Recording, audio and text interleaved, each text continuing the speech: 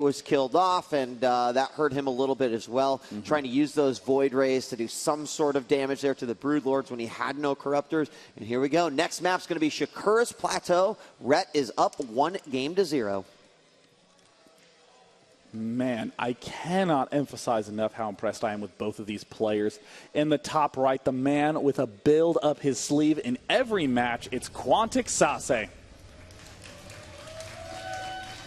And the guy who just gets faster and faster, maxing out, getting his hive, give it up for Liquid Red.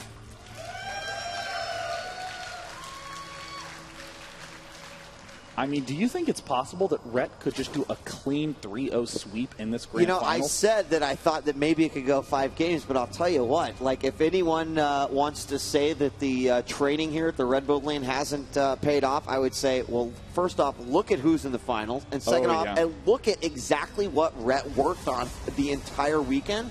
He's benefiting from here. So, what a better way to prepare for the competition next week?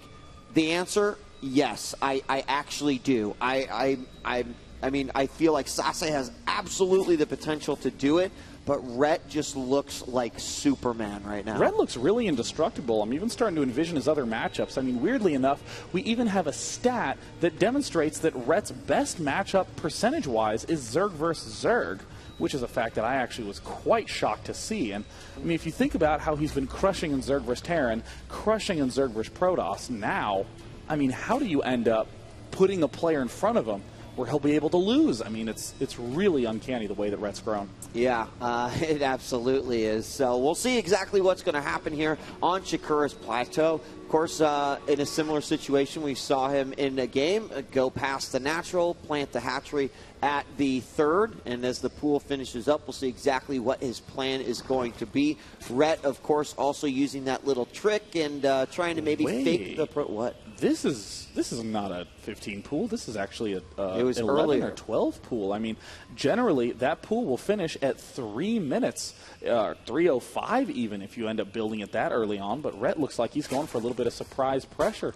1 pair of lings, 2 pair of lings, 3 pair of lings, and SaSe is going to be actually pretty shocked as these lings just dart straight off to the front of the base. I mean, SaSe's going to have to do a wall in. The forge is, yeah, I mean, he is going to have to. I mean, the forge is now just about halfway complete. He threw down his Nexus first. And, when you evaluate your opponent, you know exactly what they're doing, and they do something similar every single game. Sometimes it's perfectly fine here. Let's go with a little bit of aggression. Actually, when you do put down a pool like that, you can typically not only apply pressure, but not really be that far behind economically. Now, you got to give it up for Rhett in this, or for SaSe in this spot. I mean, look at this wall off that he's created, a second layer wall off. He can now re-wall off up top as well. I mean, this is incredible planning by SaSe. Every single piece of this wall-in was thought out in advance the second that one pylon went down, and it looks like he is ending up pulling back, and there's going to be a cancel. He'll be building a cybernetics core in there, but in the meantime, only one gas geyser down. Yeah, meanwhile, both bases have gone down for Rhett at the natural and the third. Probe's going to be taken out as well. And although he built more lings than typically he might at the beginning of this matchup, he applied a little bit of pressure. He forced an additional gateway to go down that had to be canceled, so a little bit of minerals lost right there. So having to have to replant that as well. And, it could possibly have thrown SaSe off whatever his game plan was actually going to be. Now this is a weird position to be in. He's going 3 gateways right off the bat with the 1 gas geyser. It looks like SaSe is once again going for a fast +1 zealot build, but he's not going to be going for fast +1 zealots off 2 gateways, but instead 3. That will delay his cyber core even more.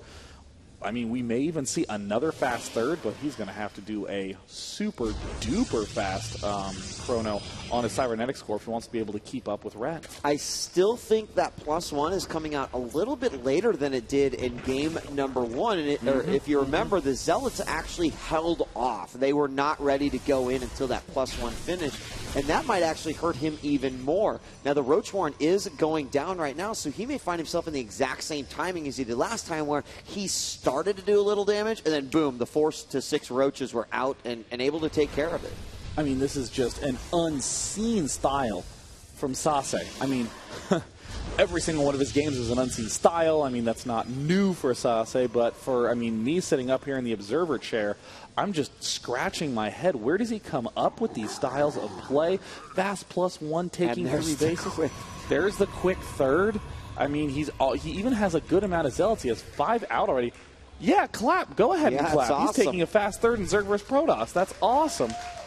Now, you know what we have, and there's that core. This is the only thing. Using the core at the wall, it did cause some issues, and you know, obviously issues like classic run by, and unable to get that probe in there in time, and now Rhett is going to be able to pop up into the main. No warp in can end up saving. He's going to actually have to do some pretty steep retreating. Of course, those zealots are on their way over too, and without the nope, there it is. The perfect roaches coming out, and actually roaches just going right past those zealots. Now they're going to engage in battle. They all come together as roach buddies to eliminate this threat. And oh my gosh, Rhett is just responding to this nicely. He is not really taken off at all. The Ling's still doing some damage inside the main base, taking out any probes. Yep, 5 actually, which is just going to be an even bigger advantage. And look at this.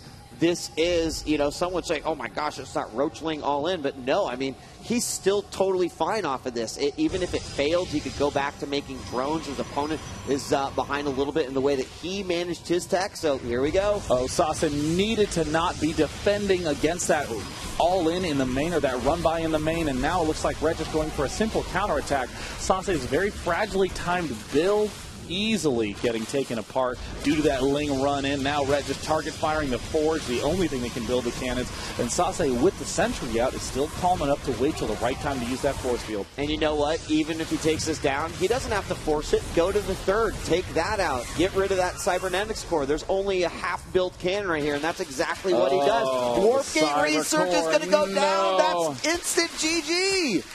That is a rough spot to be in for SaSe, but I'm not going to lie.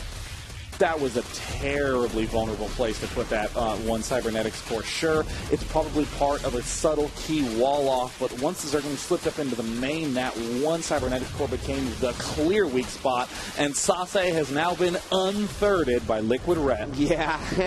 And also sitting at 55 food supply blocked versus the 110. And even though the cannons are there, another gateway thrown down. Unreal. Roaches just go forward. The amount of damage that is being inflicted here on SaSe is just immense as he just continues to move forward. He's not going to allow these pylons to go down.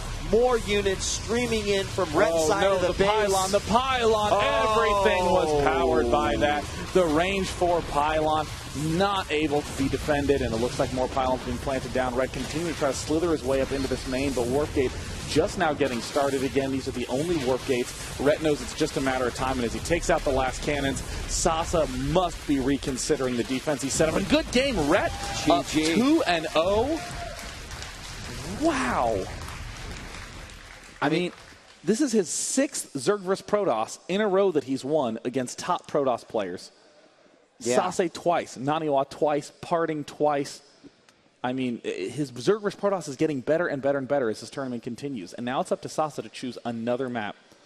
And, you know, not really faltering at all in his play. You know, Rhett knowing how to respond just perfectly.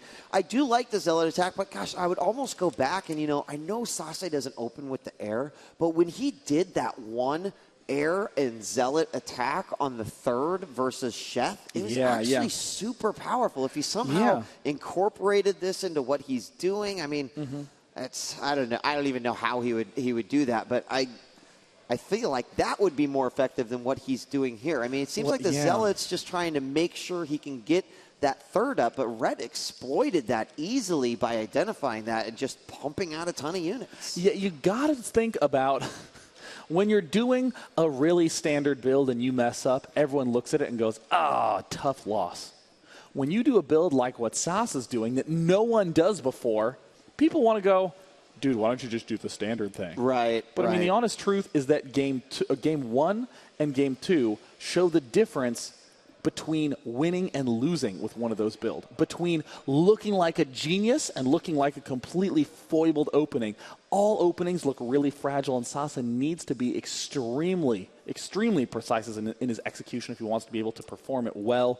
Honestly, I think if SaSe does the same build again, does it a little bit more carefully, a little bit more thoughtfully, he's going to be in good shape. This is a good map to do it on. You open the 2-gate Zealot. What happens? You can use the Zealots to knock down the destructible rocks at your third, get that fast third up.